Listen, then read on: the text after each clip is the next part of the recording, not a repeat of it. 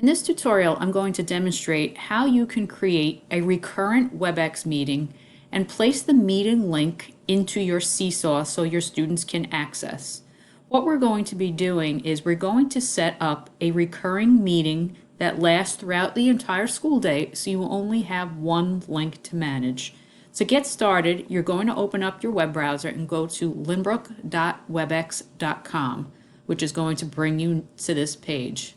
Underneath the Limbrook logo, you're going to click Sign In, and limbrook.webex.com is linked to your Office 365 account. So if it doesn't automatically log you in like it did for me, it will ask you to put in your school email address and password, the same one that you use for your email on Office 365. Once you've landed on this page, you're going to schedule your meeting by clicking on the gray Schedule button. Not a lot of information that you would really need to fill out here.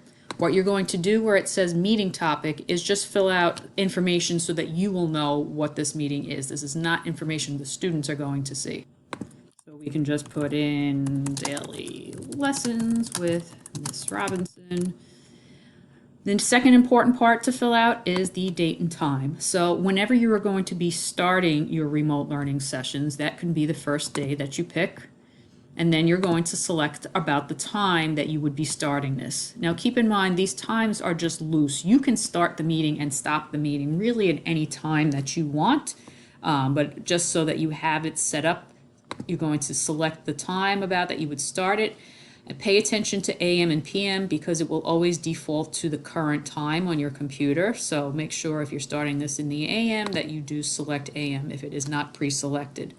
Duration, I would suggest that you do the entirety of the school day, even though you will not be on WebEx that entire time. You will be stopping it and starting it throughout the day for your different live sessions. This will enable you to just have one link that you can share with your students as opposed to creating a link for every single time you're going to meet with them throughout the course of the day. Keep in mind also that just because it's set for the entire day, if a student clicks on the link at a time where you have not started the meeting because it is not time to join in for live teaching, they will not be able to get into the meeting. You control it.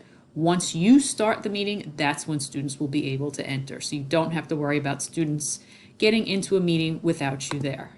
So we're going to click on the duration and we're going to click Done. Double check that this is correct before we move on. Where it says attendees, we're not going to fill anything out, but we are going to select recurrence so that we don't have to create this every single day. Under recurrence, we're going to change this from weekly to daily, and we're going to change it to every weekday. Ending date, I would suggest that you pick an ending date so that this link will expire after a certain point. So click on this. I would suggest, hopefully, if we're doing this throughout the entire year, which I hope we're not, but I would just suggest taking the last day of school or about the last day of school so that this link will eventually expire and you won't have to go in and delete it later. Once you have that filled out, a couple of things that you may or may not want to take a look at is if you want to set it up so that your students cannot chat with each other throughout your meetings, you can turn that off right here as opposed to having to do it during the meeting. So underneath attendees, if you click on Show Advanced Options and you scroll down to Scheduling Options, you'll have the ability to make a few changes. This is not pertinent, but it might help you throughout the course of your sessions. If you scroll down to the bottom and click on Edit Attendee Privileges, you can see right now anything checked off is what the students will have access to do. You may want to uncheck Share Content so that they can't share their screen. You may be sharing your screen during your lessons, but if you don't want to give them access to share their screen and take over, you can uncheck this. Down below where it says participate in private chat, everything is checked off, which means they could chat with you privately. They could check with the presenter if you have another co-teacher in there that you deem as a presenter, but they can also chat privately with one another, which you would not be able to see. So if you would like to turn that off for all of your meetings, you can do that here while we're setting it up. And then you're going to click OK. Once we had that all set up, we're going to click Schedule. So here's all the information about my meeting. If I read back and I found an error, This little icon over here will allow you to edit it, and it will bring you back to the previous screen so that you can make any necessary changes. But the important information that you need to get for your students is this meeting link. This is the link we're going to bring over into Seesaw. When I hover my mouse on it, you can see it is automatically highlighted, which makes it easy for me to right-click on it and copy it.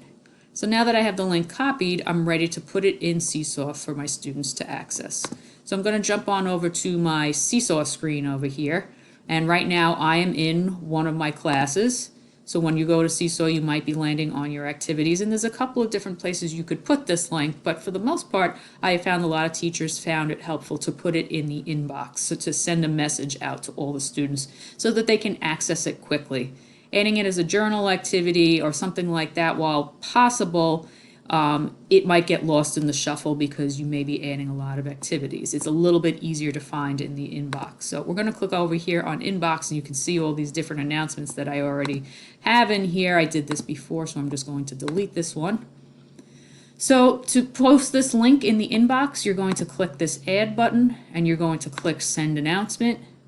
It's going to ask you, who do you want to send this to? Do you want to send it to just your students, or do you want to send it to students and family members? If your parents have signed up for a parent Seesaw account, this would give them also a direct email link telling them that there is something new in the Seesaw inbox for them to read. I don't have any parents signed up in my course, which is why the student number and the all student and family number is 9. There's no change. So I'm just going to send this to students for now.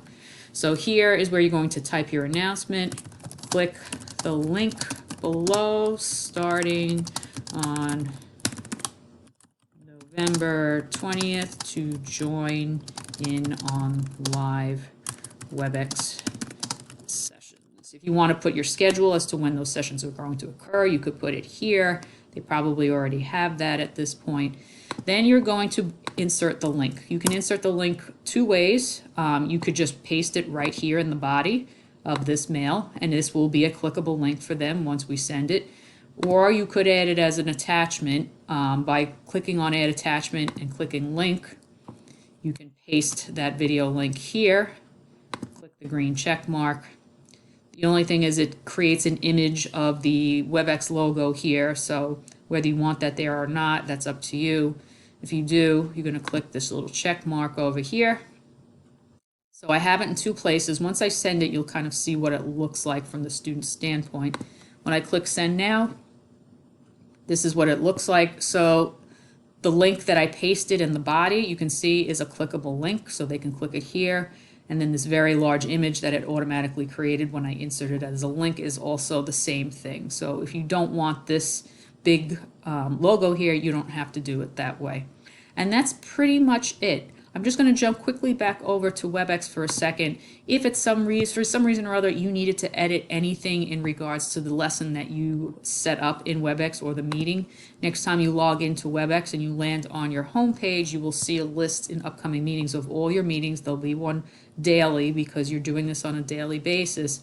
If you needed to make a change to it, let's say attendee privileges or something like that that you wanted to change, you can click on the name of your meeting, and again you can click this icon over here. The changes that you make will not affect the Webex link that you inserted into Seesaw, so you don't have to worry about the link all of a sudden changing. That would only happen if you created a brand new link. This is just to make changes to the existing meeting, which will not affect the link. And that's about it.